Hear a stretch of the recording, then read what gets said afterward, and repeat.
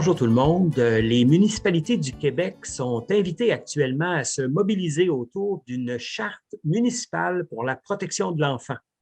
Cette charte, qui a reçu l'appui de la Fédération québécoise des municipalités et d'Espaces Munis, propose 4 grands principes et pour en discuter, j'ai le plaisir d'accueillir aujourd'hui Julie Pressé, qui est la mairesse de Fortierville et qui est aussi l'instigatrice du mouvement.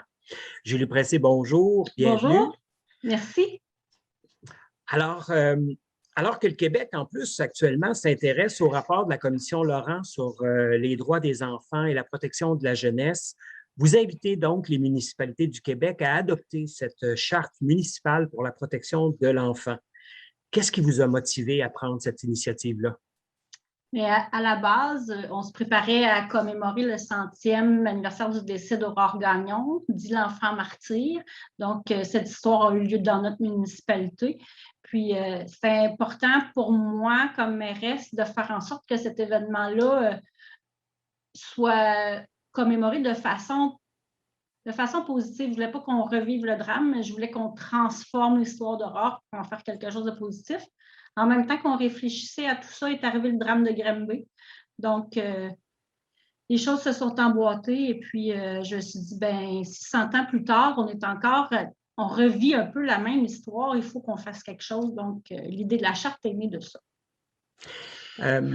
Comment est-ce que peut se concrétiser le rôle des municipalités dans ce que vous avez appelé très justement la création d'un filet réconfortant autour des enfants?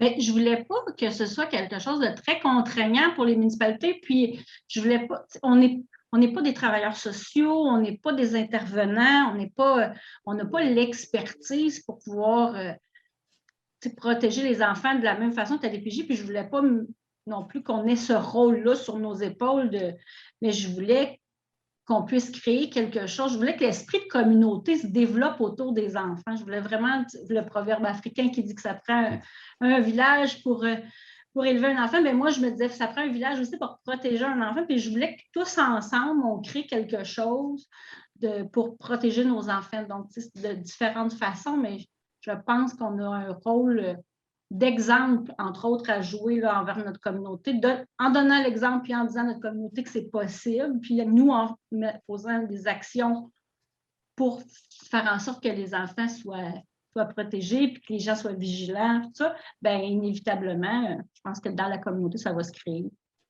On disait tout à l'heure que la charte repose sur 4 principes. Peut-être pourriez-vous nous en parler un peu? Oui, on a entre autres offrir un milieu de vie sécuritaire, donc s'assurer que l'environnement apporte un sentiment de sécurité aux enfants. Aussi, qu'il y ait des lieux où ils peuvent aller se référer en cas de besoin, exemple, remettre par un secours ou s'assurer que dans les dépanneurs, les bureaux municipaux, si jamais les enfants ont vraiment une problématique, ils peuvent toujours aller cogner à la porte pour dire qu'ils sont en besoin. Il y avait reconnaître le besoin d'être entendu, donc s'assurer que les enfants soient écoutés. Ça peut être aussi simple que mettre une boîte à idées à la bibliothèque donc prendre en considération leurs besoins et leurs demandes.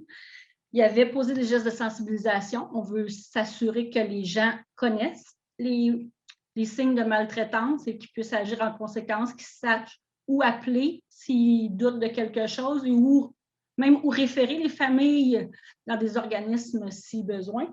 Et poser des gestes de soutien, bien ça, c'était au niveau municipal, aider nos organismes familles à faire en sorte d'offrir des services aux enfants et aux familles, puis aussi s'assurer d'avoir des petites fêtes de village. Comme ça, bien, on est ensemble, puis on peut prendre soin les uns des autres. Donc, en gros, c'était les 4 grands principes.